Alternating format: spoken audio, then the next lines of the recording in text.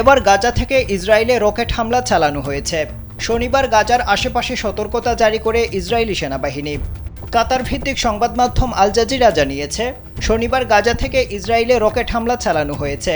এই হামলার প্রতিক্রিয়ায় ফিলিস্তিনের স্বাধীনতাকামী সংগঠন ইরানের পক্ষ নিয়ে বক্তব্য দিয়েছে।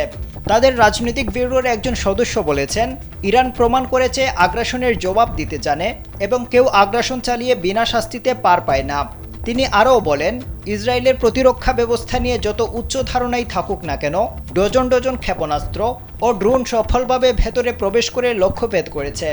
ইরান একটি স্পষ্ট বার্তা দিয়েছে, যেই হামলা করবে তাকে এর মূল্য চুকাতে হবে।